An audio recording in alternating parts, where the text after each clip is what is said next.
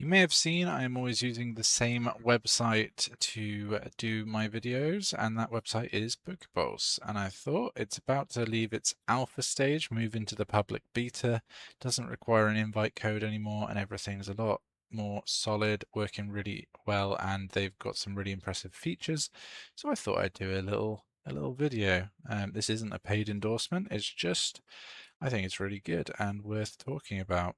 So let me take you on a little tour of PokePulse. So firstly, it's UK only market data. So at the moment, UK only, might expand to other regions, but it's Pokemon UK based, which is really good for anyone in the UK because there are not many portfolio trackers that actually have accurate pricing um, for UK Pokemon cards. All the other ones, all the big ones use American pricing, and this is actually extremely accurate, very much so. If I show you some of the cool things you can do, you've got your standard sort of portfolio tracking. Um, this is just one I mocked up, and it will essentially track how much your portfolio is worth over the space of a year, and you can break it down, see what it's been worth over the last 3 months, etc. You can break it down into raw cards, graded cards, sealed products. You can see your largest holding. You can see your most valuable. You can see how things have changed over 30 days or 90 days.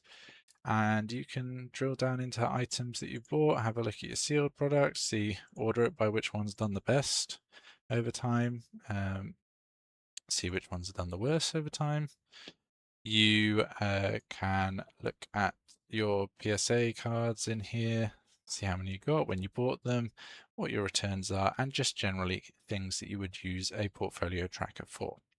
So that's the basics, but here are some really cool other features that this has. So binders, let's do binders first. So you can create custom binders. Just create one in here. So for instance, I've done one where it's a master set of Ascended Heroes. I call it Wallet Destroyer. I'm not doing this. I just thought I would mock one up to show you. It will very quickly load everything in. I can actually just do a master set super fast, show you how easy this is. We just go start from set. We want a large binder or an extra large. Yeah, sure, extra large. Let's change it for prismatic evolutions. Create binder.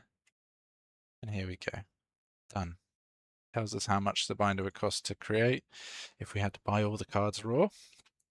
And it can also factor in your collection, how many cards you actually own. Tell you once you've completed it. You can do it so it shows the prices on each card. You can turn that off if you want. You can make it so that it fades out everything you don't own, and then once you've added it in, it becomes light, or you can just have it light all the time. And yeah, it's just really nice. You can move cards around if you want to ruin the aesthetic of a master set. However you want to live your life, there's no rules. If you don't want to do a master set, you can create custom binders. This one I just put all the Eevee cards that I thought were cool in. Yeah, and I think it's cool. You can see how much they cost, and you can see what sort of cards they are, and keep it tracking. I think it's a really nice feature. Really good for planning out a real life binder, mapping out how you want it to look. You can say, oh, I want all these over here. I want full arts on this one. It's just very cool. I don't think many websites do this, and I think it's very cool. Another thing that's super good, I find super useful, is the deal calculator. So you can actually, if you want to do a trade, if you want for a card show, or you're just online, or you've got your friends, and someone says, "Hey, let's do a trade," and they say, "Listen, I just pulled Mega Charizard gold card here. Actually, let's do the Mega Charizard X. I just pulled this," and your friend says, "Oh, well, I can give you a prismatic ETB and a Giratina V. How does that sound?" And you go, "Well, is that a good deal? I don't know, I really am attached to that." And you look down, it turns out you're receiving £72 more, and that is a good deal. that you can add cash, you can trade at different percentage. Yeah, it's a really nice way to work out a deal. You can do it for buying, you can do it for selling. If you're a vendor, there is a vendor mode that tracks your inventory, and you can do it from there, and you can sell stuff at certain percentages. It's a really cool tool. And that actually works with, they have a card scanner. I'm on browser, so I won't show you, but you can upload things here. But if you're on your phone, you can just use the camera, and it will scan in whatever card you've got. It'll tell you the market value of it.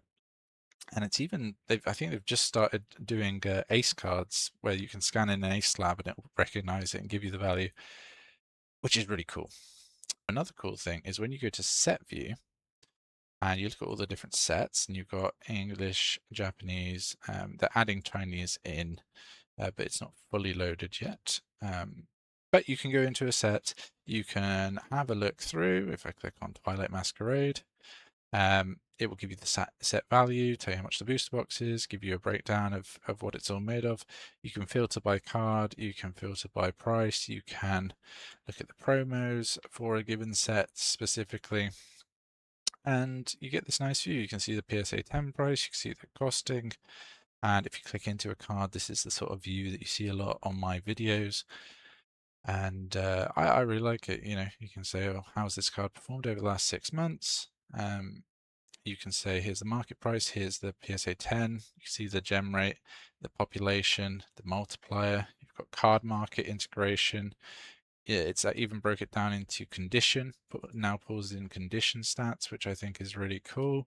You've got a breakdown for different gradings, so PSA, BGS, CGC, tag, ace. You can look, you can say, oh, ace is worth 120 in a 10, or mine just got a 9, it's only worth 52. You can compare that to PSA. You've got your card market prices, your recent sales. You can click into view the sales.